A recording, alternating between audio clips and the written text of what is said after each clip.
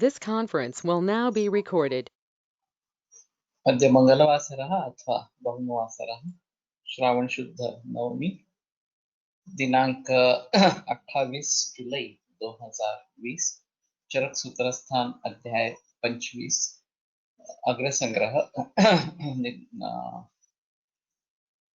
स्नानं शर्मः शंखं चक्रं जलौकान् दशतमृतघटं चारुदोर्भिश्चतुर्भिः सूक्ष्मस्वच्छातिरुद्यांशुकपर्युलसन् मौलिमं भोजनेत्रं कालाम्भोदोज्ज्वलाङ्गं कटितटविलसच्चारुपीताम्बराढ्यं वन्दे धन्वन्तरिं तं निखिलगगवनप्रौढदावाग्निलीलम् प्रौढदावाग्निलीलम् ब्रह्मणो हि समारब्धा मात्रेयाद्येषु पूजिताम् अस्मदाचार्यपर्यन्तां वन्दे गुरुपरम्पराम् आयुर्वेदरतं वन्दे माधवाख्यं महागुरुम् आयुर्वेदामृतं सर्वं शिष्येभ्यो यः प्रदत्तवान् द्रष्टाज्ञानी दृष्टकर्मा कृतकर्मा तथैव च अध्यापको विषक्श्रेष्ठो महान् संशोधकस्तथा गुणैरेतैः समुदितैः यत्कार्यं प्रतनोदितः समृद्ध्यर्थं हि कार्यस्य वयं न प्रयतामहे सरस्वत्यै नमो यस्याः प्रसादात् पुण्यकर्मभिः बुद्धिदर्पणसङ्क्रान्तं जगदध्यक्षं ईक्षते आत्रेयं प्रथमं वन्दे आयुर्वेदजगद्गुरुम् आयुर्वेदामृतं सर्वं गृहीत्वा हि सुरेश्वरात् अग्निवेशादिकेभ्यो यत्प्रेच्छत्नि सप्तमः प्रथमं तन्त्रकर्तारम् अग्निवेशं नमाम्यहम्।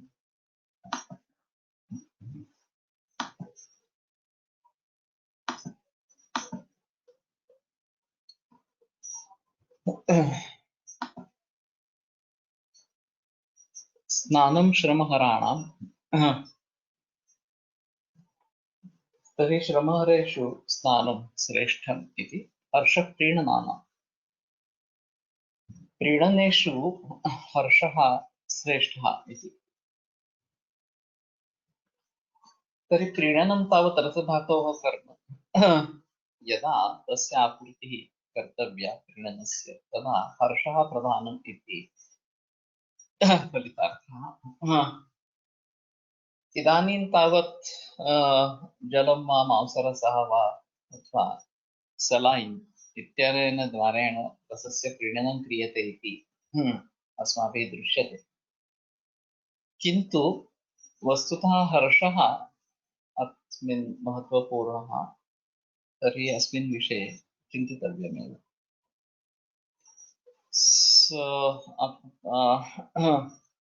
प्रीणन करने वाले में हर्ष श्रेष्ठ है। प्रीणन वास्तव में रसधातु का कर्म है और हम मानते हैं कि द्रव धातु की आपूर्ति हो जाएगी तो प्रीणन हो जाएगा इस प्रकार से, लेकिन वास्तव में हर्ष ये काफी अलग ही चीज शंकराचार्य ने बताई है, तो इसके बारे में थोड़ा सोचना आवश्यक है। शोका शोषणानाम, शोषण करने वाले में शोक सबसे अहम इस प्रकार का है।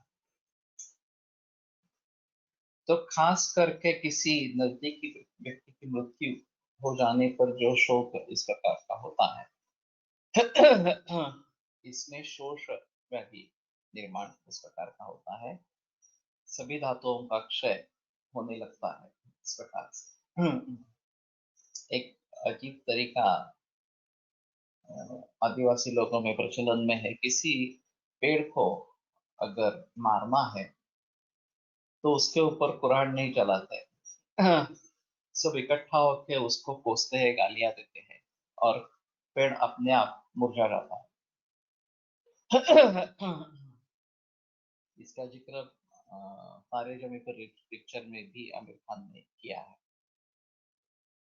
तो उससे जो शोकाग्नि निर्माण होगा, दुख इस प्रकार का होगा, उसके जरिए ये शोष हो जाता है और अपने आप आदमी मर जाता है, इस प्रकार सा रहेगा। सर, क्या इसमें भी शक्ति का रूपांतर द्रव्य में होगा जब हर्ष से प्रीणन होगा तब? सही है। इसमें भी होगा और शोक में भी होगा, शोक में निगेटिवली होगा और इसमें पॉजिटिवली। तो अगर हर्ष इस प्रकार से हो जाए तो उससे प्रीणन इस प्रकार से हो जाएगा। अभी फिलहाल डिहाइड्रेशन है और उसमें सलाइन देने की जरूरत है, ऐसे बोला जाता है। तो उसमें इसका प्रयोग मालूम नहीं, अगर हम हर्ष इसी तरीके से उत्पन्न कर सकते हैं तो प्रीणन उसमें हो जाएगा। तो इसके बारे में थोड़ा सोचना पड़ेगा।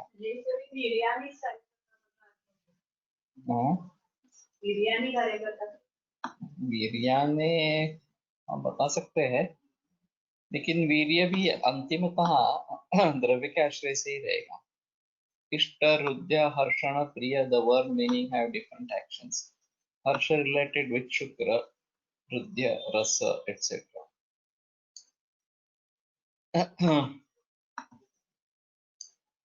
हर्ष का थोड़ा संबंध इससे है, शुक्र से है, और रुद्य का रस से इस प्रकार का है, उसमें संदेह नहीं है। लेकिन इस प्रकार का हर्ष उत्पन्न होने से लड़कों बच्चों में हम देख सकते हैं कि रोना धोना एकदम बंद हो जाता है। अगर कोई चीज उसको पसंद हो और वो उसे मिल गई तो वो तुरंत उसमें जुड़ जाता है और रोना धोना खत्म कर देता है। तो मानो कि उसका प्रीणन इस प्रकार से हो गया और जो हलचल मची थी वो शांत हो। तो वाजीकरण एक इसका प्रभाव हो सकता है। फिर भी मुझे लगता है कि केवल हर्ष ये भी ले सकते हैं। निवृत्ति ही पुष्टिकरणाम, निर्वृत्ति है या निर्वृत्ति है, निवृत्ति है, ये थोड़ा शंकास्पद रहेगा। तो सर्वसन्यासा सुखानाम, ये अलग सा आया है कि सभी का संन्यास कर देंगे तो सुखों में सबसे श्रेष्ठ इस प्रकार का है। और उसी प्रकार से सभी इंद्रियार्थों से निवृत्ति पुष्टि करने वाले है, या निर्वृत्ति समाधान इस प्रकार का है। एक थोड़ा अजीब चक्कर इस प्रकार का है। मैंने कोलटकर सर जी से एक सवाल पूछा था कि शादियां पूरे बरस में कभी भी होती है और ग्रीष्म और वर्षा ऋतु में भी होती है, और फिर वहां पे जो विवाह के बारे में निर्देश है, पश्चात वर्षा निदा गई हो, एक 15 दिन के बाद इस प्रकार का विवाह करना है। और जनरली शादी होने के बाद हर दिन विवाह होता रहता है, कौन सा भी सीजन हो, कम से कम एक बार इस प्रकार का रहता है। लेकिन आश्चर्य है कि शुक्र क्षय के कुछ भी लक्षण नहीं दिखाई देते हैं, उल्टी पुष्टि होती है। तो कोलटकर सर ने इसके दो जवाब दिए। एक तो वाजीकरण अग्रंच क्षेत्र स्त्रिया प्रदर्शनी, उस पुरुष के लिए वो स्त्री अग्रे वाजीकरण इस प्रकार का है तो उसका वाजीकरण से वो चालू रहता है। वाइस वर्षा भी हम सोच सकते हैं कि स्त्री के लिए भी वो पुरुष सबसे अच्छा वाजीकरण इस प्रकार का होगा।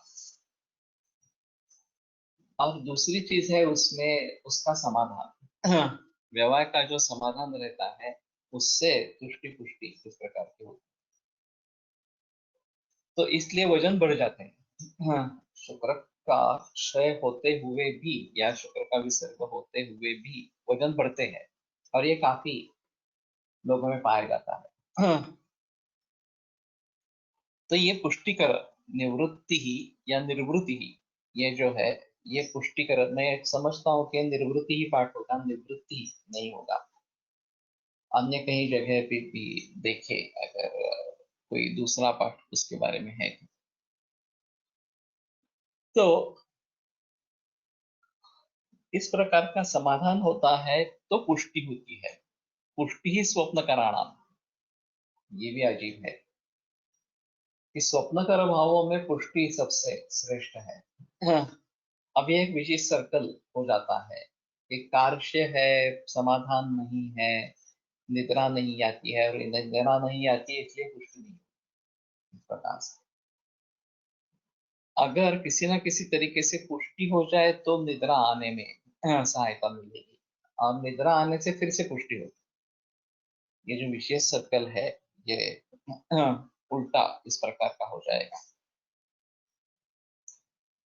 तो निर्वृत्ति होना सबसे अहम इस प्रकार से रहेगी। आगे अगर हमें कुछ पुष्टि इस प्रकार की चाहिए तो समाधान जो भी मैं कर रहा हूँ उससे मुझे समाधान होना चाहिए। हाँ, इसके बारे में भी ऐसा कहा जाता है कि अगर आप समाधानी रहेंगे किसी की भी बारे में तो आपकी उन्नति नहीं होगी, तरक्की नहीं होगी, क्योंकि आप वहीं पर रुक जाएंगे, आगे कुछ करेंगे इस प्रकार से। अभी जो पाया जाता है निवृत्ति व निर्वृत्ति, या दो ही शब्दांत से अर्थ काया है। निवृत्ति यानी कि रिटायरमेंट, जैसे हम सोचते हैं इस प्रकार से मुक्त हो जाना कामों से, काम बंद कर देना। अब निर्वृत्ति का अर्थ समाधान इस प्रकार का है। तो पण विषयेभ्यः निवर्तन्ते, विषयेभ्यः निवर्तन्ते, ये निवृत्ति है इस प्रकार से। तो ये भी बात हो सकती है कि सभी विषयों से हम निवृत्त इस प्रकार से हो जाएंगे तो दुख जो है वो आसक्ति में है, और आसक्ति से हटेंगे तो शायद इस प्रकार का पुष्टि, इस प्रकार की पुष्टि हो जाएगी। फिर मुझे थोड़ा सा ऐसा लगता है कि निवृत्ति इस प्रकार का होगा, और संप्राप्ति में निर्वृत्ति ही इस प्रकार का आता है। उसमें थोड़ा और अंतर है। यथा दुष्टेन दोषेण यथा चान्विसर्पिता निर्वृत्तिरामयस्यासौ संप्राप्ति जाति रागति, वहां उत्पत्ति निर्मिति इस प्रकार का उसका अर्थ है। तो ये थोड़ा थोड़ा अंतर है, निवृत्ति निर्वृत्ति निर्वृत्ति इस प्रकार से, और काफी अंतर में बदलाव, इसका अर्थ में बदलाव इस प्रकार का आता है। तो अगर हम सेटिस्फाइड हो जाएंगे तो आगे तरक्की के लिए प्रयत्न नहीं करेंगे, और अगर सेटिस्फाइड नहीं होंगे तो तरक्की होगी लेकिन समाधान नहीं मिलेगा, पुष्टि नहीं होगी। सभी लोगों के शुरू के अवस्था में जब शिक्षा पूर्ण करके हम उपजीविका आरंभ करते हैं तो प्रायः झगड़ना पड़ता है, और उसमें समाधान नहीं होता है, तो उसमें ये पुष्टि वगैरह नहीं होती है। और जब एक स्टेज आ जाती है कि हाँ मैंने जो कुछ करना था मैंने कर लिया, इतने पैसे कमा लिए, इतना जो कुछ भी मेरा कर्तव्य है मेरे पालकों के प्रति, बच्चों के प्रति, समाज के प्रति वगैरह वगैरह, या काम के प्रति, वो मैंने कर लिया, तो अभी मुझे समाधान इस प्रकार का है तो पुष्टि होने लगती है। और ये काफी लोगों में पाया जाता है। सेंट्रल ओबेसिटी, अभी जिसको कहते हैं पेट का इस प्रकार से आगे आ जाना, तो ये थोड़ा पुष्टि का लक्षण है। और इसमें भी शारीर भावों के लक्षणों में थोड़ी इस प्रकार की पुष्टि आवश्यक है, वो प्राकृत ही गई है, ऐसा है। खाना खाने के बाद भी अनतिगौरवम उदरस्य इस प्रकार का लक्षण दिया गया है। तो किंचित उन्नत इस प्रकार का उदर होना है, ऐसा कहना है शास्त्र का। लेकिन वो कब मेद में परिवर्तित हो जाए और स्थौल्य आने लगे, इसके बारे में सोचना पड़ता है। तो वहीं तक वो सीमित रहे, ऐसा कुछ करना है। और पुष्टि आती है तो स्वप्न आता है, स्वप्न आता है तो पुष्टि आती है, दोनों इंटरडिपेंडेंट इस प्रकार से हो जाते हैं। और बहुत सारे लोगों में जो महत्वाकांक्षी है या किसी मकसद के लिए काम कर रहे हैं, उनको पुष्टि नहीं होती है, क्योंकि ये समाधान जब आएगा तभी ये पुष्टि होगी, समाधान नहीं होगा तो पुष्टि नहीं होगी, इस प्रकार से। तो निवृत्ति ही अथवा निवृत्ति ही पुष्टि कराना, पुष्टि ही स्वप्न कराना, पुष्टि जो है वो स्वप्न कर्म करने वाले भावों में श्रेष्ठ इस प्रकार की है। तो अगर अच्छी निद्रा चाहिए तो पुष्टि अच्छी होनी चाहिए, ऐसा थोड़ा सा रहेगा। अति स्वप्न तंद्रा कराना, अगर ज्यादा ही निद्रा हम ले लेंगे तो वो तंद्रा करने में श्रेष्ठ इस प्रकार का है। और फिर उससे बीमारियां बढ़ेगी। तो तंद्रा तो अच्छी नहीं है, ये रोगों में इस प्रकार से मानी जाएगी। तो उसके बारे में भी अलगता से सोचना है। सर्वरसाभ्यासो बल कराना, सभी रसों का अभ्यास बल कर भावों में श्रेष्ठ है। वास्तविकता ऐसी है कि मधुर रस सबसे ज्यादा बलदायक है और कषाय रस सबसे हीन बलदायक है। यथा पूर्वम बलावहा, इसके बारे में निर्देश किया है। लेकिन सभी रस बलदायक है, और अगर इस प्रकार से सर्वरसाभ्यास होगा तो वो बल देने में श्रेष्ठ रहेगा। और फिर भी षड्रसम मधुर प्रायम ये बताया गया है, इसमें मधुर रस सबसे ज्यादा बल देने वाला है,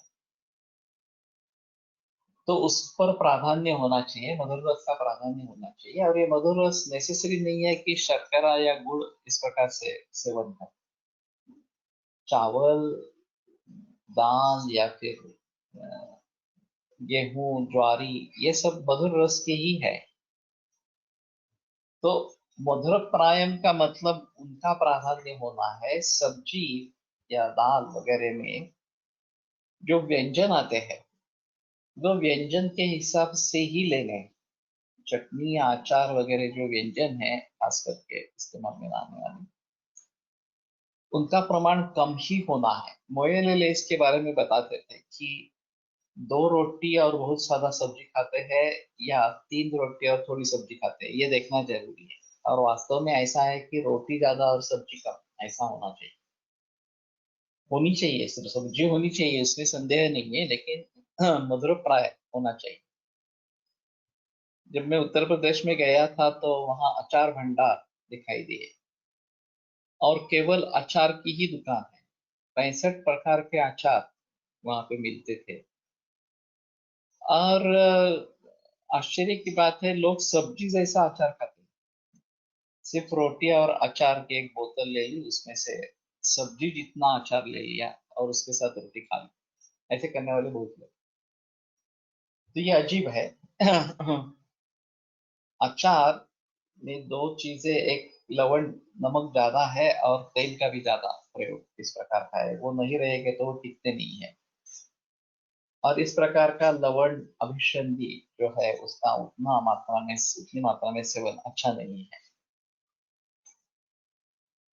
जो बिना इस प्रकार के नमक के अचार बनते हैं, नींबू का मीठा अचार इस प्रकार से, वो शायद सोच सकते हैं उसके बारे में, या आंवले का वगैरह इस प्रकार खा कर चेक करेंगे तो एक अलग चीज रहेगी।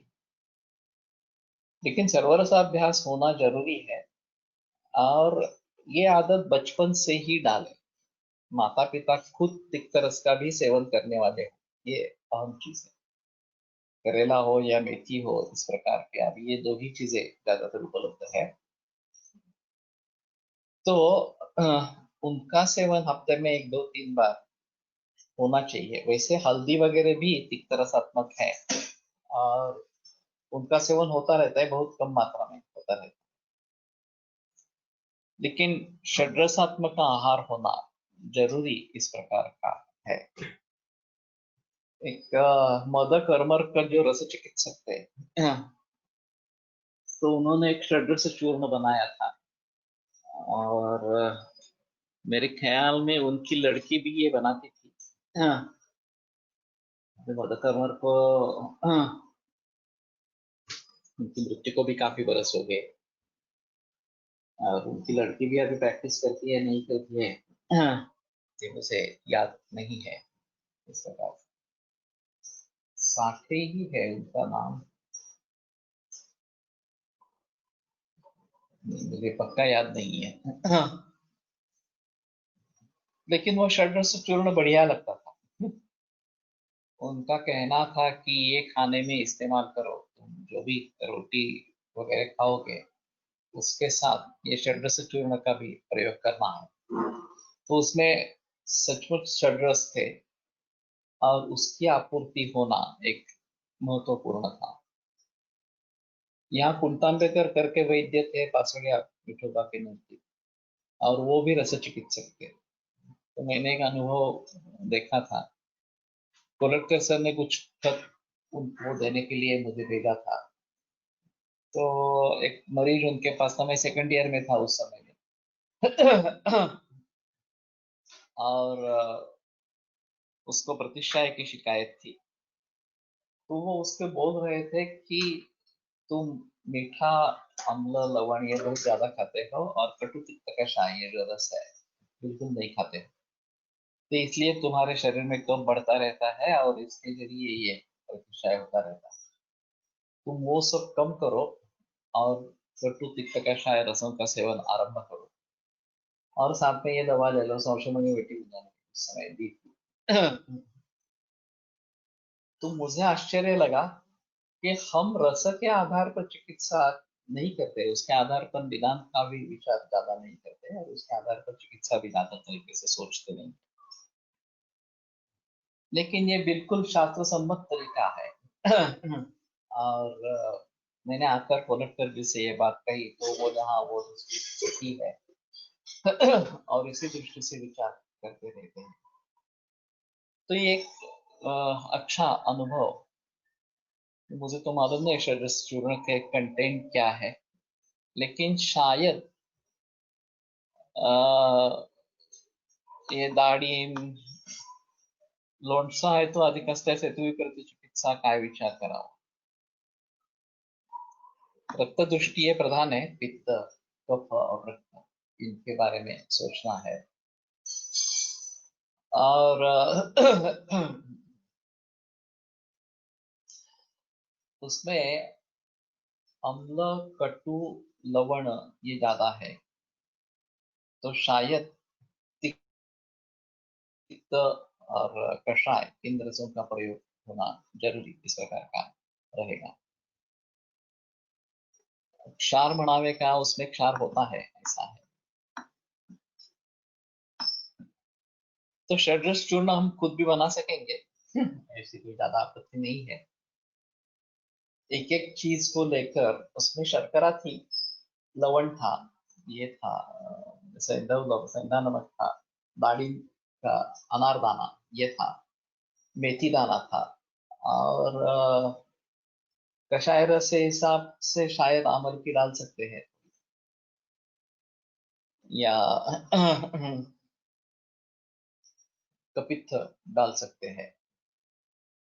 तो ये षड्रस बनेगा, और या काफी अच्छा लगता है, अरुचि के हिसाब से बहुत बढ़िया इस प्रकार का है। एखाद्या माणसाला लवण जास्त खायची सवय असेल तर त्याला मेंटेन करण्यासाठी काय करावे, त्यांना हरितकी नित्य सेवन करण्यास द्यावी का। ऐसा है कि ये इच्छा क्यों है, ये थोड़ा सा सोचना है। और कोलटकर सर जी नागभस्म का प्रयोग करते थे, और वो खाने से लवण की इच्छा कम हो जाती थी।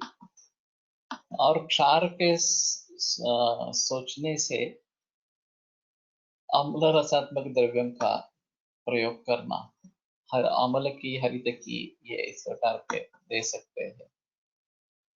क्षार मनावे का लोणच्याला, सिर्फ क्षार कहेंगे ऐसा कहना मुश्किल है। पापड़ खार उसमें, या पापड़ खार नहीं,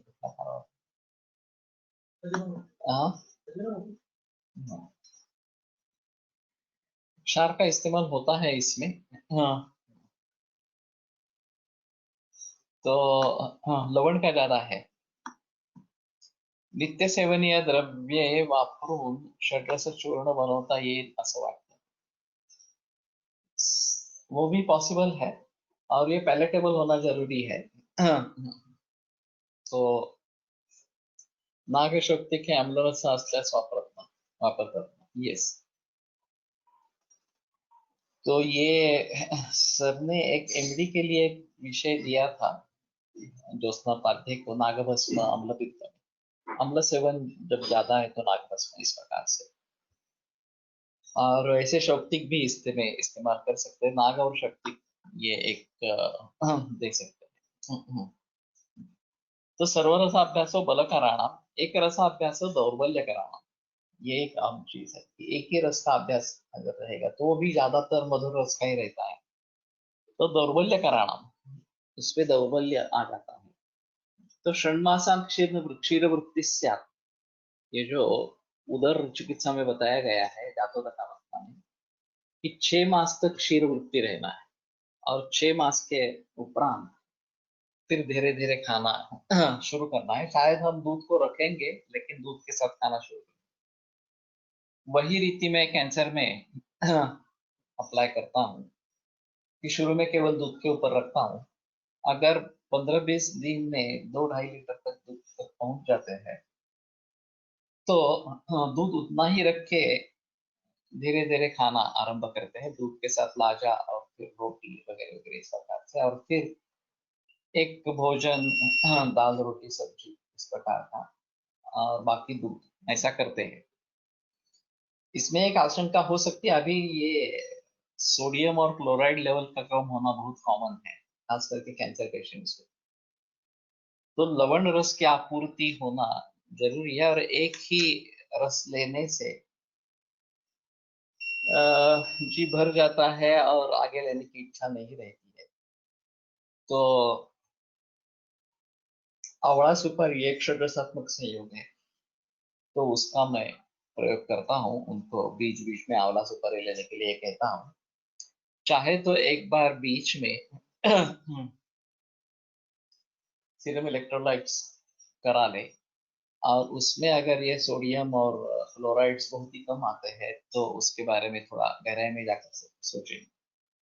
कुछ मरीज मैंने ऐसे भी देखे हैं, वो 6 महीने ही नहीं, बरस 2 बरस तक भी केवल दूध पे, खासकर लिवर कैंसर है, जातोदक अवस्था है, या लिवर सिरोसिस है, तो उसमें केवल दूध पे रखना जरूरी होता है। और तो दूध कम कर देंगे, थोड़ा खाना अन्य दे देंगे या पानी शुरू करेंगे तो तुरंत जातोदक अवस्था बढ़ जाती है। तो ये काफी क्रिटिकल इस प्रकार के होते हैं, और उनको हैंडल करना काफी मुश्किल होता है। लेकिन फिर भी अगर उसी प्रकार के है तो करना है। तो एक रसा अभ्यास हो दौर्बल्य कराना, एक ही रस का अभ्यास अगर करते रहेंगे तो दौर्बल्य करने वाले श्रेष्ठ हैं, इसलिए उसके बारे में सोचना है। गर्भशल्य नाही दिले कुठल्या एका रसाचा, तस्मान नहीं कर रसन द्रव्यम भूत संघात संभवत, ये भी सही है। तो एक रसात्मक द्रव्य मिलता नहीं है उसमें, बाकी भी रस थोड़ी मात्रा में ही सही लेकिन मिलेंगे, ऐसा है। तो पूरी तरीके से एक रसाभ्यास ही होगा ऐसा कहना मुश्किल है। दामनकर शास्त्री ने नमक छोड़ा था, और इसलिए कहीं बाहर खाना नहीं खाते। लेकिन रिश्ते में कोई विवाह था, और उनको बहुत आग्रह हुआ कि हम तुम्हारे लिए बिना नमक का खाना बनाएंगे। तो वो गए वहां पे, और जब जलेबी का एक टुकड़ा उन्होंने मुंह में डाला तो पहली रिएक्शन थी, कितना लवण रसात्मक किया है ये बहुत ही लवण वाला है। तो उनके समझ में आया कि बाकी सब चीजों में नमक नहीं डाला था, लेकिन ये जो जलेबी बनाते हैं उसमें नमक डालते हैं, तो ये तो मधुर चीज है, इसलिए उन्होंने उसके बारे में सोचा नहीं था। तो उन्होंने कई बरसों से नमक छोड़ दिया था, तो थोड़ा भी नमक उन्हें फिर ज्यादा इस प्रकार का महसूस हुआ। ये एक अजीब चीज है। कॅन्सर पेशंट्स मध्ये केमोथेरपी हे सोडियम एक्सेट्रा कमी होण्याचे कारण असावे, दुधाने बहुधा होणार नाही। ये भी पॉसिबल है। हाँ, लेकिन वैसे भी बहुत सारे मरीजों में जो केमोथेरेपी रेडिएशन ले रहे हैं, कैंसर, ये सोडियम और क्लोराइड कम होते हैं ऐसा दिखते हैं। और उसके बावजूद कि जो टाटा सॉल्ट है उसमें सोडियम क्लोराइड की मात्रा ज्यादा है नॉर्मल सॉल्ट से, फिर भी उसका क्षय इस प्रकार का दिखाई देता है। तो लेकिन इसके बारे में हमें थोड़ा सजग रहना पड़ता है कि अगर सोडियम क्लोराइड बहुत ही कम हो जाए तो तकलीफ बढ़ती है, ऐसा है। तो गर्भशल्यम आहार्याणाम, गर्भशल्य अगर है तो वो आहार्य चीजों में सबसे श्रेष्ठ इस प्रकार का है। खास करके अंदर मृत्यु हो गई हो गर्भ की और वो निकला नहीं अपने आप से, तो शस्त्र कर्म करके या किसी अन्य तरीके से उसको बाहर निकालना जरूरी इस प्रकार का, और वो किया भी जाता है। तो उसमें एक डायलिटेशन और फिर गर्भ के टुकड़े करके निकालते हैं अगर मृत है इस प्रकार से। ये प्रकाश बाबा आमटे इस पिक्चर में इसके बारे में भी एक संदर्भ बताया है कि ऐसी एक औरत जिसका प्रसूति हो नहीं रही थी, गर्भ जीवित था, लेकिन अगर डिलीवरी नहीं होगी तो माता की डेथ होने की संभावना इस प्रकार की थी। तो फिर उन्होंने निर्णय लेके जीवंत गर्भ को मारने का फैसला किया और टुकड़े करके उसको निकाल दिया। तो वो बहुत व्यथित थे कि अगर सिजेरियन सेक्शन कर पाते तो हाँ, बच्चा भी बच जाता और माता भी बच जाती, लेकिन वहां कुछ भी पॉसिबल नहीं था। फिर भी उन्होंने साहस करके ये कर्म तो किया, बच्चे को निकाल दिया और माता बच गई इस प्रकार से। तो ये एक अहम इस प्रकार की चीज रहेगी कि अगर माता और बालक किसी में से एक ही को बचा सकते हैं तो प्रेफरेंस माता को दिया जाता है, क्योंकि वो आगे सक्षम रह सकती है अन्य बालक को जन्म देने के लिए। और अगर बच्चा जिंदा रहे और माता मृत हो जाए तो भी काफी दिक्कतें आती है। आम्लकटू तिक्त रसांचे अपवाद सांगितले आहेत, त्यांचा वापर करून बघता येईल षड्रस चूर्ण बनवण्यासाठी। लेकिन ये आहार्य होना है, वैसे गुड़ुची का इस्तेमाल कर सकते हैं, लेकिन वो आहार्य नहीं है, रसायन है, उसमें कोई प्रॉब्लम नहीं है। मृते मृता पटोलिभ्यम शुंठी कुष्ठारसोनतः, शायद पटोली का चूर्ण इस्तेमाल कर सकते हैं जो षड्रस चूर्ण में वापर कर सकते हैं। प्रॉपर्टी क्या यूटेरस,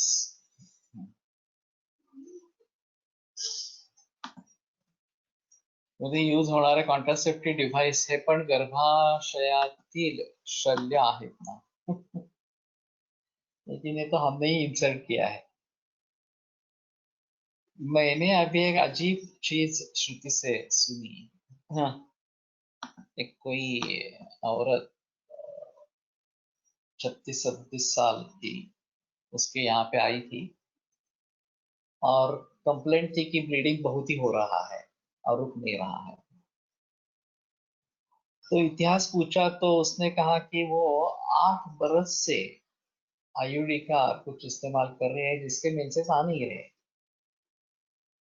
मेंसेस को बंद करके रखा है और सलग 8 बरस इस प्रकार से उन्होंने मेंसेस बंद करके रखे और फिर वो डिवाइस निकाल दिया तो ब्लीडिंग शुरू हुआ और रुक नहीं रहा था। अभी ये अजीब है, इसको हम किस प्रकार से समझे और किस प्रकार की उसकी ट्रीटमेंट है। हार्मोन्स उसमें स्लो रिलीजिंग हार्मोन है, गर्भाशय में बिठा देते हैं और उसके जरिए पीरियड्स बंद हो जाते हैं। ये शायद एंडोमेट्रियोसिस के लिए भी ट्रीटमेंट दी जाती होगी, क्योंकि एंडोमेट्रियोसिस में बहुत ही दर्द होता है और वो सहन करना काफी मुश्किल हो जाता है। तो उसमें अगर प्रेगनेंसी हो जाती है तो अमेनोरिया ऑटोमेटिकली हो जाता है, नेचुरली हो जाता है, और उसमें काफी राहत है। वैसे हमारे हिसाब में देखा जाए तो ये अमृतवात इस प्रकार का थोड़ा सा रहेगा, और अवरोध जो है वात के लिए वो दूर करना जरूरी है। तो बस्ती, निरोह बस्ती, मात्रा बस्ती और उत्तर बस्ती, इन सभी का प्रयोग करना है। फिर भी ये काफी डिफिकल्ट है ट्रीट करने के लिए एंडोमेट्रियोसिस। लेकिन उसके लिए अगर इस प्रकार का इलाज करेंगे कि आईयूडी, हार्मोन रिलीज करने वाले, इस प्रकार से उसमें रखेंगे और मेंसेस बंद कर देंगे, तो ये निसर्ग के खिलाफ है। उससे आगे क्या होगा इसके बारे में कहना मुश्किल है। काफी औरतों में यूटेरस का कैंसर होने की संभावना है इसकी। तो इस प्रकार के जो उपाय है उनको करना है, नहीं करना है, ये गहराई में जाकर सोचना है। दूसरी तरफ कॉन्ट्रासेप्शन की जरूरत है आज, ये भी सही है। अच्छा कॉन्ट्रासेप्शन कौन सा है इसके बारे में बताना काफी मुश्किल है। हार्मोन लेना ये भी अच्छा नहीं है, डिवाइस रखना, प्रॉपर्टी रखना ये भी अच्छा नहीं है। तो कैसे करेंगे ये, एक अहम चीज इसमें रहेगी। लवणस वर्ज करणे शरीराला घातक होऊ शकते का? हो सकता है। बिल्कुल छोड़ देना है ऐसा वास्तव में नहीं करना है। खास करके सोरियासिस के मरीज को हम निर्लवण आहार पर रखते हैं और 6-6 महीने तक रखते हैं, और उससे काफी अच्छा परिणाम आता है। सोरियासिस काफी हद तक कम हो जाता है। बाद में थोड़ा थोड़ा संविधान कर सकते हैं। मिरेना डिवाइस प्रोजेस्टेरॉन टी अवरुद्धवाद। तो ये मिरेना डिवाइस इस प्रकार का मैंने पहली बार सुना, लेकिन उसके पास मरीज आया था, उसने ये जिक्र किया कि इस प्रकार का करते हैं। ये अजीब है, mechanical fixing of the problem. येथे शल्य याचा अर्थ गर्भ हे शल्य रूपात असणे असावे, हा असावा। येस, गर्भरूप शल्य इस प्रकार का, और तभी उसको शल्य कहेंगे कि वो मृत हो गया है, तब तक वो उसको शल्य नहीं कहेंगे इस प्रकार से। और वो उद्धार्य चीजों में सबसे श्रेष्ठ इस प्रकार का। वैसे शल्य, शल्यम उदाहरणाम ये भी आगे से मिला है। तो उसके बारे में सोचना पड़ेगा। सईर बदर मशीज यूज एज कॉन्ट्रासेप्टिव। सईर बदर मशी, ये क्या है? और कहाँ पे प्रयोग किया गया है इसका? सर बदर मशी ओके। सो लेकिन वो इंट्रायूटेराइन करना है या भीतर देना है? पेट में देना है? हाँ, ओरली। अगर इसके बारे में कुछ पेपर पब्लिश हुआ हो, बदराची मशी कॉन्ट्रासेप्टिव, तो अवगत कराए। ये अगर इसके साइड इफेक्ट्स नहीं है तो ये अहम चीज होगी, और अगर 100% सक्सेसफुल है तो भी एक अहम चीज होगी। दोपेश्वर सर मैडम यूजेस इट। ये तो और अजीब है। तो ठीक है, उससे बात करूंगा सुस्मिता से। फिलहाल फॉर हर पेशेंट्स, ओके। फिलहाल मैंने एक जिक्र किया था कि 3 स्तर का ग्रंथों का अध्ययन इस प्रकार का होना है। मैंने कल इसके बारे में थोड़ा बताया था। और संधि वगैरह, समास वगैरह, अन्वय और सरल अर्थ और थोड़ा स्पष्टीकरण, ये अगर दे सकते हैं तो बेहतर रहेगा। तो मैंने उसके बारे में सुश्रुत से कहा था, तो उसने हाँ कर दी। ऐश्वर्या मेथा कुछ डालने वाली थी, दाखिला करने। ऐश्वर्या मेथा कुछ शुरू करने वाली थी, और मैंने विलोप से कल बात की तो उसने कहा कि मेघना बाकरे भी इसमें इंटरेस्टेड होगी, शायद रेणुका गयाल से भी बात कर सकते हैं। सुष्मिता से मैंने बात की कि तुम चरक 30वां अध्याय जो चिकित्सा स्थान था योनि व्यापक, वो मूल रूप ग्रंथ से पढ़ाना आरंभ करो इस प्रकार से।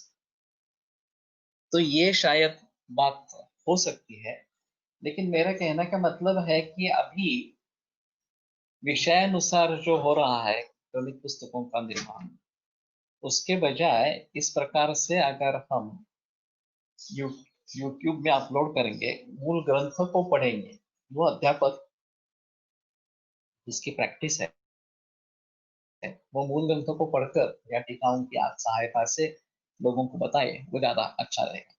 सूर्या इस क्वेश्चन तूप पोळी किंवा तूप साखर पोळी असा सांगून चिकित्सा देतात, यामागे काय कारण आहे? रिजल्ट छान आहे। ये केवल मधुर रस प्रधान इस प्रकार का हो जाता है, और जो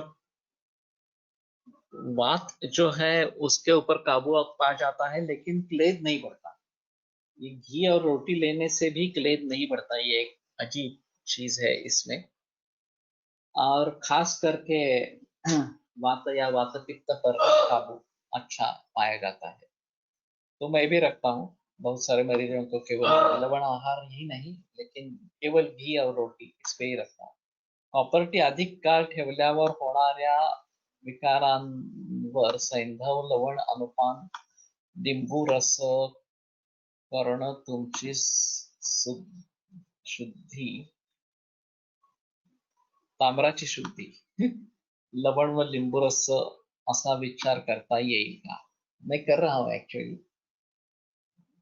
और जितने कॉपर टी इस प्रकार से दीर्घकाल में उपयोग में लाई गई है, उनमें ये नींबू रस अनुपान के रूप में देता हूँ, और मैं सूरण वटक का इस्तेमाल करता हूँ।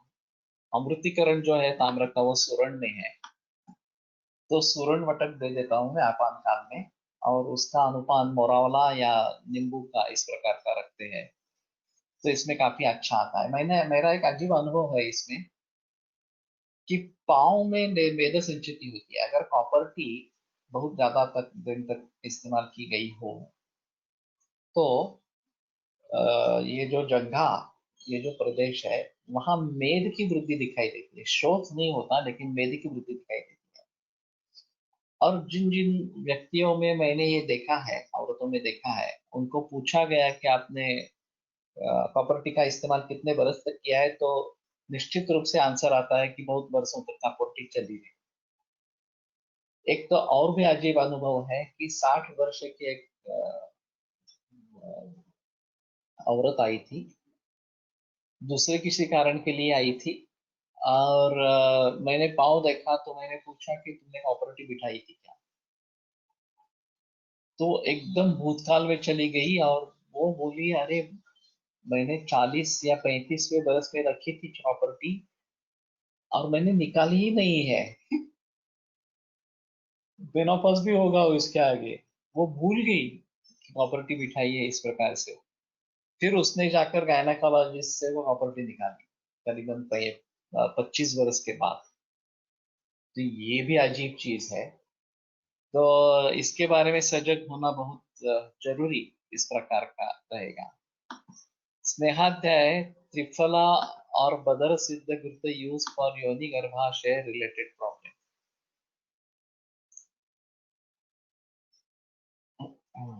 स्नेहाध्याय चरक सूत्र स्थान 13, एक बार देखेंगे। नहीं, योनि रिलेटेड प्रॉब्लेम, योनि गर्भाशय, बदर आणि त्रिफला, नाही स्नेहाध्याय आहे। जुवेकर सरांची निंबूरस सैंधव वापरला होता एक केस मध्ये कॉपर टीचा, या वो तो सही है।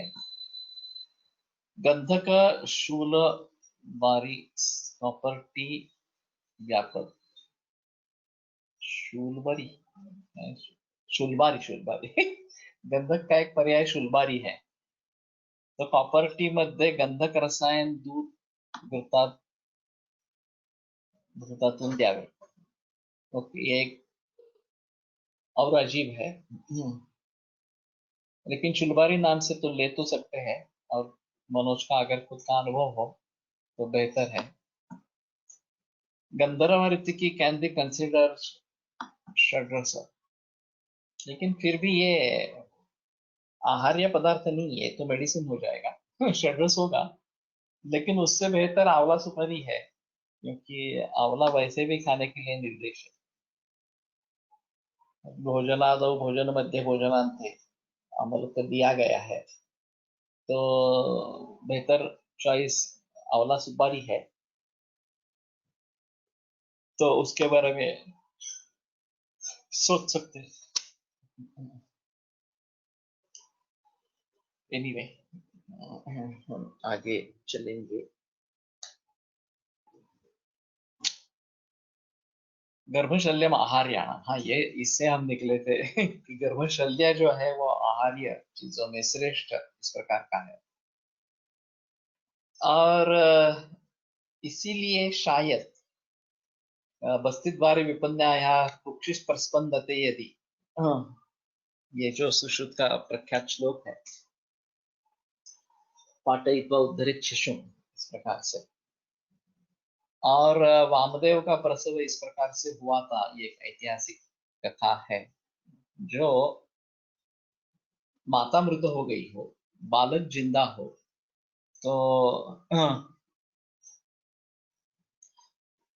गर्भाशय का छेद करके गर्भ को निकालना है, और इसलिए सीजरियन सेक्शन को उन्होंने वामदेव प्रसव इस प्रकार का नाम दिया है. और ताराचंद रुग्णालय में सीजरियन न कहते हुए वामदेव प्रसव इस प्रकार से उसको कहते हैं.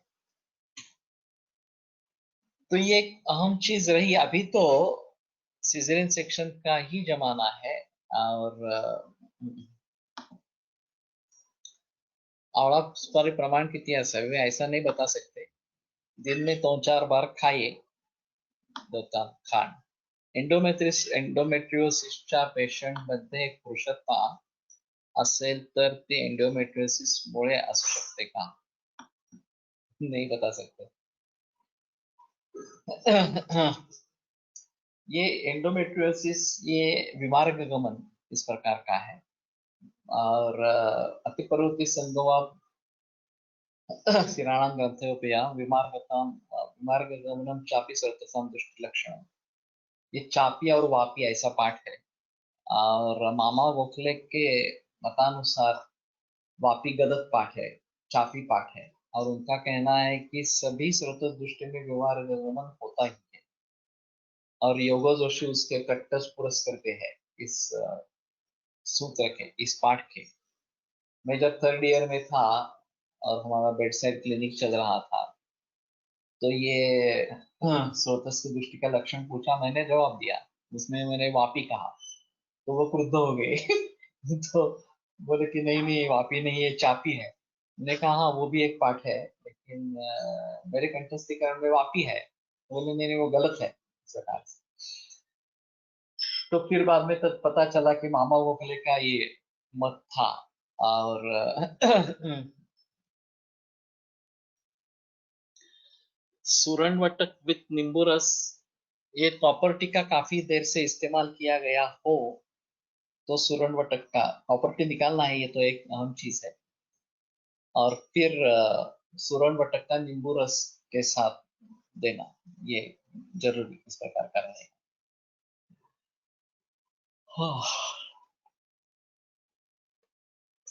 अजीर्णम उद्धार्याणाम, अजीर्ण जो है उसमें उद्धार्य चीजों में वो सबसे अहम इस प्रकार का. ये भी बड़ी अजीब चीज है.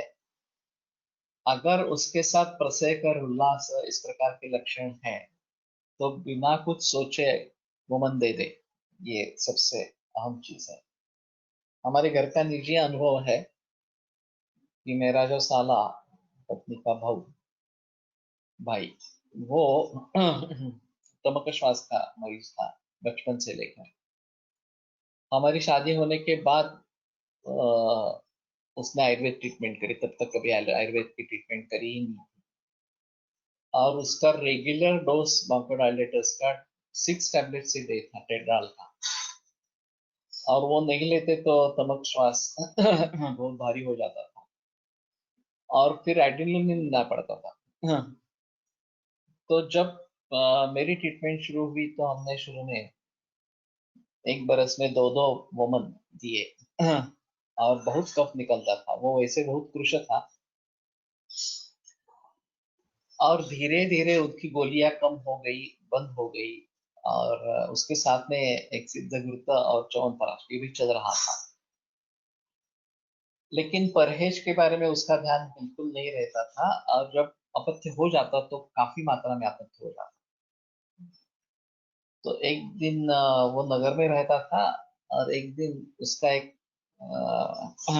मित्र जो बीएमएस है, एलोपैथिक प्रैक्टिस करता है, बचपन से मित्र है, और नजदीक ही रहता है। तो उसका फोन आया कि उसको कार्डियक प्रॉब्लम हो गया और इसलिए उसको अस्पताल में दाखिल किया। तो हम जाकर मिले। तो उस समय उसकी वर्धमान पिपली चल रही थी, और वो 18 तक पहुंचा था। तो इसका कहना था, ये बीएमएस डॉक्टर का, वो वर्धमान पिपली से कुछ गड़बड़ हो गई। मैंने, वर्धमान पिपली से क्या होने वाला है, कार्डियक कंडीशन तो नहीं आनी चाहिए, ऐसा मेरा कहना था। तो फिर पूछताछ के बाद पता चला कि आजीर्ण हुआ था उसका। लेकिन वो पल्सलेस हो गया। निहन्य आने पे चैतेषाम विभ्रम सहसा परम, ये जो बताया गया है कि मृत्यु भी आ सकती है उसके जरिए। तो जब मैं पढ़ाता था ये सूत्र, तो मुझे ध्यान में नहीं आता था कि ये मृत्यु कैसे आएगी इसके कारण से। तो आमसन्नो नलो नालम पक्तुम दोषौषधाशन। आमसन्न इस प्रकार का अग्नि है, तो दोष, औषध और आसन, इन दोनों तीनों का पचन करने में वो समर्थ नहीं है। तो उसमें अजीर्ण की चिकित्सा करना जरूरी है, और इतनी बड़ी मात्रा में अजीर्ण है तो उसको निकाल ही देना चाहिए इस प्रकार से।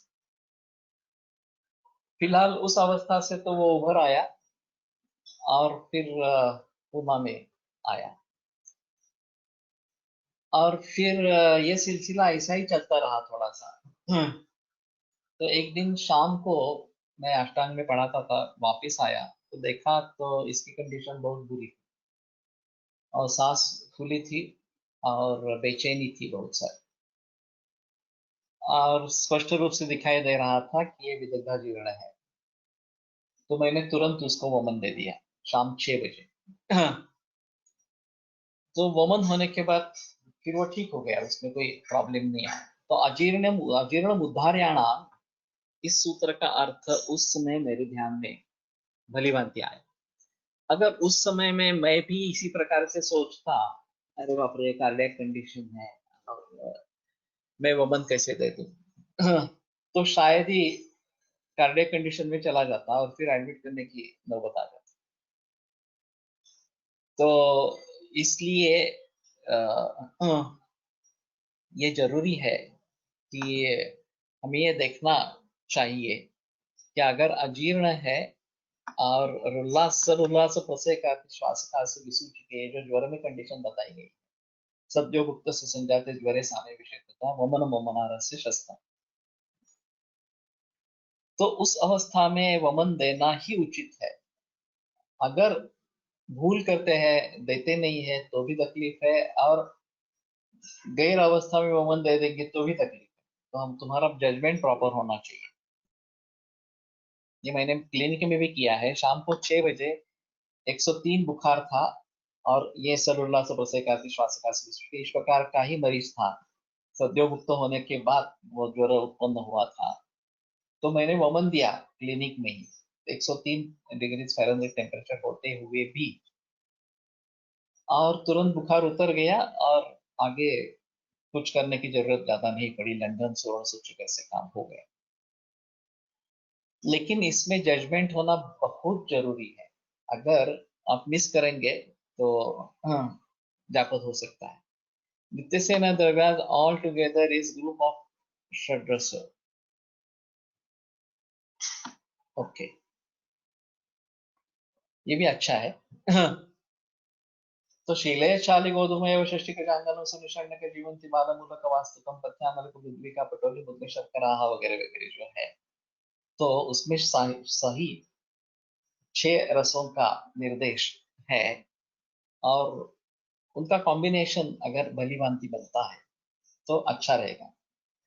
अभी जैसे चौरस आहार के बारे में हम बचपन से पढ़ते आए हैं, उस प्रकार से षड्रस आहार के बारे में कभी सुना ही नहीं दिया है कि इस प्रकार से षड्रस का सेवन करना है इस प्रकार से।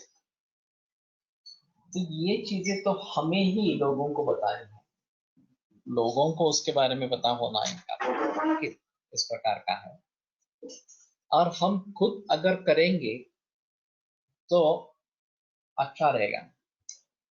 वैसे जब भी हम दाल बनाते हैं, सब्जी बनाते हैं, तो इस प्रकार से उसमें षड्रस आ जाता है कि समझो दाल है, तूर दाल है, मूंग दाल है, तो मधुर और कषाय रस मधुर प्रधान है, लेकिन उसमें बाकी जो चीजें पड़ती है जैसे कि हल्दी है, तीखा है, या मिर्च है, कुछ खट्टी चीजें रहती है, और लवण रहता है, कुछ मधुर चीजें रहती है, जैसे कि गुड़ है। तो इन सभी का संयोग एक षड्रस खत्म हो जाता है, और परंपरा से अगर आहार का निर्माण करते रहते हैं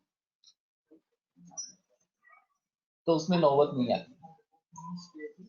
अभी फिलहाल बाहर मिलने वाले जो कॉम्बिनेशंस है, फास्ट फूड, जंक फूड वगैरह, वो मुसीबत है, और उससे दूर ही रहना है। प्रत्येक अशी या अवस्थेतल्या असेल तर अजीर्ण स्टमक वॉश द्यावा, दे सकते हैं।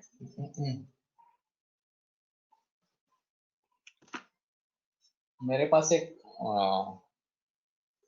इस ओवरियन कैंसर की केस थी, जिसमें ऑब्स्ट्रक्शन हो गया था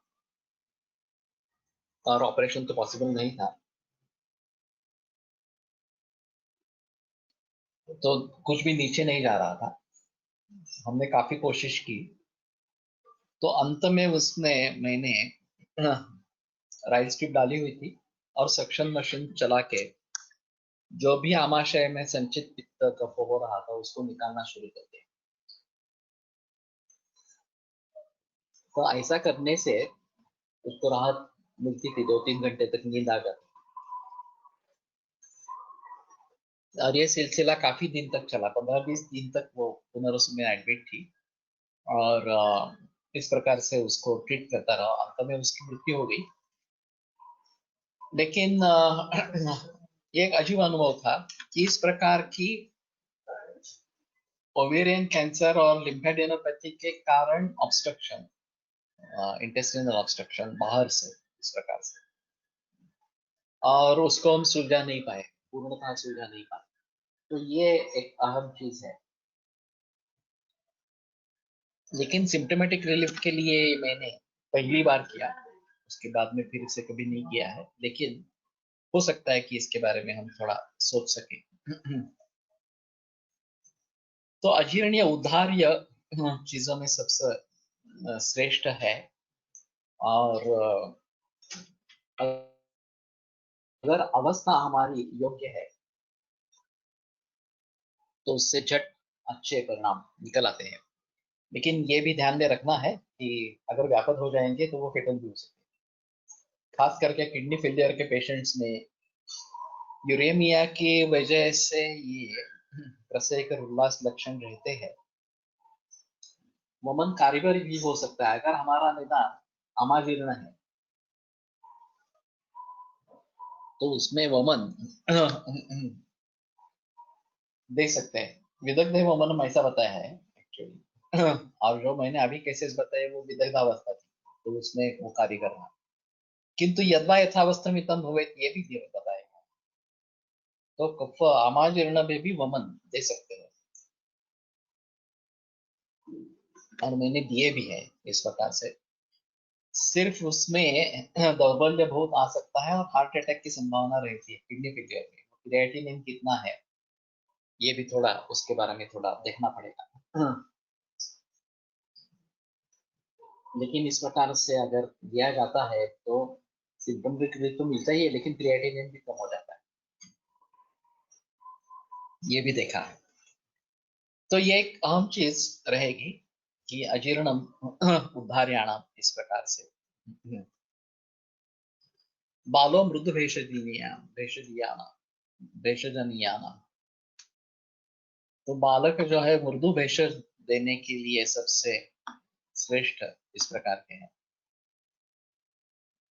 तो ये भी एक अहम चीज रहती है कि मृदु भेषज ही देना है बालकों में। अभी जैसे कि मैंने कहा था 4 बरस का बालक कैंसर, एडवांस कैंसर, फिलहाल अभी 8-10 दिन पहले आया था। लीवर से ट्यूमर आरंभ हुआ था, बड़ा ट्यूमर था, और एलोपैथी का कहना था कि पहले केमो करेंगे, फिर सर्जरी करेंगे, फिर केमो करेंगे। तो मैंने कहा कि आप सोचिए इसके बारे में, लेकिन ये मत करिए, हमारी ट्रीटमेंट ले लो, वो बेहतर ऑप्शन है। लेकिन वो माने नहीं, वापस भी आए नहीं है, तो शायद उन्होंने वो ट्रीटमेंट शुरू कर दी होगी। लेकिन ये अजीब है, मृदु भेषज नहीं है केमोथेरेपी, ये मृदु भेषज है ही नहीं।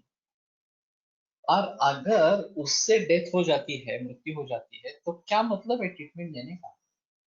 ये मैंने पहले भी देखा है इस प्रकार से। तो मृदु भेषज ही देना जरूरी है। अगर हम तीक्ष्ण भेषज इस प्रकार से देते हैं तो अगर मृत्यु हो जाती है तो ट्रीटमेंट देने का कोई मतलब ही नहीं रहता इस प्रकार से। लेकिन ये देखते नहीं है, वो अपना कैंसर का प्रोटोकॉल जो है वही फॉलो करना चाहते हैं कि पहले से केमोथेरेपी करो, ट्यूमर साइज रिड्यूस करो, और फिर से केमो दे दो इस प्रकार से। ये अजीब है। और उसके बारे में कैसे सोचेंगे ये भी जरूरी है। इस कैंसर उस कैंसर के बालक को केवल दुग्धाहार पे रखना मुश्किल होता था ना सर? लेकिन उसके लिए तो मुश्किल की बात नहीं है, उसका स्तन्य चालू है, स्तन्यपान चालू है, तो माता का दूध मिल रहा है, तो कोई इसमें प्रॉब्लम नहीं रहेगी एक्चुअली। वो तो दुग्धपान पे ही है, क्षीर पे ही है अभी की अवस्था में। आगे चलकर क्या होगा वो देखना अलग सा पड़ेगा। लेकिन फिर भी हो सकता है, ऐसा नहीं होगा कि दूध नहीं दे सकेंगे इस प्रकार के। 4 साल नहीं, 4 महीने का बालक था। 4 साल की बात छोड़ो, 4 महीने का। और वो स्तन्यपान पे था। मालूम नहीं किस प्रकार के सोचते हैं इसमें, और केमोथेरेपी का जिक्र करते रहते हैं। शायद मैंने गलत बोला होगा, मालूम नहीं, लेकिन 4 महीने का था, ये वास्तव है इस प्रकार। ठीक है, यहाँ पे रुकते हैं, कल फिर से आगे चलेंगे। आयुर्वेद प्रकांडो निगदित इह हि शल्यतंत्र प्रधानः शिष्येभ्यः शाश्वतोऽयं निखिलजनकृपा व्याप्तचित्तेन येन आयुर्वेदस्य वाञ्छन् पुनरपि भुवने ताञ्च सुष्ठुः प्रतिष्ठां श्रेष्ठं धन्वन्तरिं तं प्रणमति च सदा वैद्यवर्गो हि नूनम् वैद्यवर्गो हि नूनम्। विरम्यते व्याख्यानव्यापारः। श्वः पुनरपि मिलिष्यामः।